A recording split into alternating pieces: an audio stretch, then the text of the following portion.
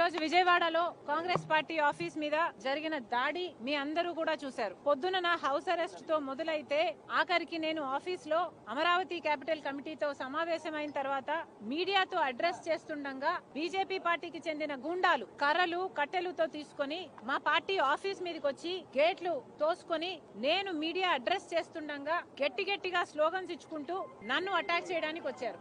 ఇది నేను ఏదో ఇండోర్స్ లో సెక్యూర్డ్ గా పార్టీ అడ్రస్ చేయటం లేదు. బిల్డింగ్ బయట కానీ ప్రెమిసెస్ లోపల అవుట్డోర్ లో నేను మీడియాను అడ్రస్ చేస్తుండగా అది తెలుసుకున్న బీజేపీ గుండాలు నన్నే అటాక్ చేయడానికి ఆఫీస్ లోకి వయలెంట్ గా అర్చుకుంటూ దూసుకొచ్చారు. ఇది వాళ్ళ అరుపులకి మీడియా ఏం జరుగుతుందా అని వాళ్ళ కెమెరాలన్నీ తీసుకొని అటువైపు తిరగగా అప్పుడు మీడియా అంతా ఇక్కడ ఉంది అని గమనించిన వాళ్ళు మీడియా వాళ్ళ తిక్కు పరిగెత్తుకుంటూ వచ్చేసరికి వాళ్ళు చేయాలనుకున్న దాడి మీడియాలో కవర్ అవుతుంది అన్న ఉద్దేశంతో వాళ్ళు అక్కడ నుంచి పారిపోవడం జరిగింది. అంటే ఈ రోజు లిటరల్ గా మీడియా మమ్మల్ని బ్రతికించింది. Thank you.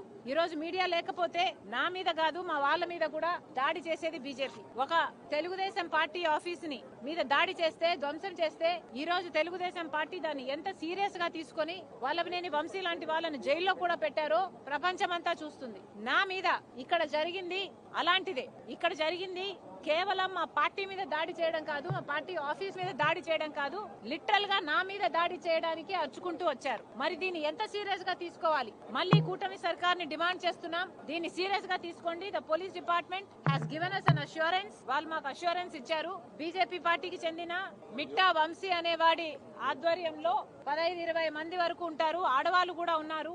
ఇది జరిగింది, ఈ దాడి జరిగింది కాబట్టి the police department has assured us వాళ్ళ మీద నన్ను అటాక్ చేసినట్టుగా సెక్షన్లు పెడతాము, వాళ్ళని రిమాండ్ లో కూడా తీసుకుంటాము అని నాకు అష్యూరెన్స్ ఇచ్చారు. కానీ మళ్ళీ ఇది జరగదు అన్న గ్యారంటీ ఏముంది? అంటే మోడీ గురించి మాట్లాడిన ప్రతిసారి బీజేపీ వాళ్ళు మా మీద దాడులు చేస్తారా? చంద్రబాబు గారు పవన్ కళ్యాణ్ మీద మాట్లాడిన ప్రతిసారి పవన్ కళ్యాణ్ గారి ఫ్యాన్స్ టీడీపీ అభిమానులు మా మీద దాడులు చేస్తారా? ఇష్టం వచ్చినట్లు మా పార్టీలోకి దూసుకొని వచ్చి రాళ్లతో కర్రలతో ట్యూబ్ లైట్లు ఉన్నాయి అక్కడ చూసుకోండి, మా మీద దాడి చేస్తారా? సమాధానం చెప్పాలి. ఈ విషయం చంద్రబాబు గారికి నేనే స్వయంగా చెప్పడానికని ఇప్పుడు చంద్రబాబు గారు ఇంట్లో ఉంటే ఇంటికి, లేకపోతే చంద్రబాబు గారు సెక్రటేరియట్ లో ఉంటే సెక్రటేరియట్ కు నేనే ఇప్పుడు స్వయంగా చెప్పడానికి బయలుదేరుతున్నా.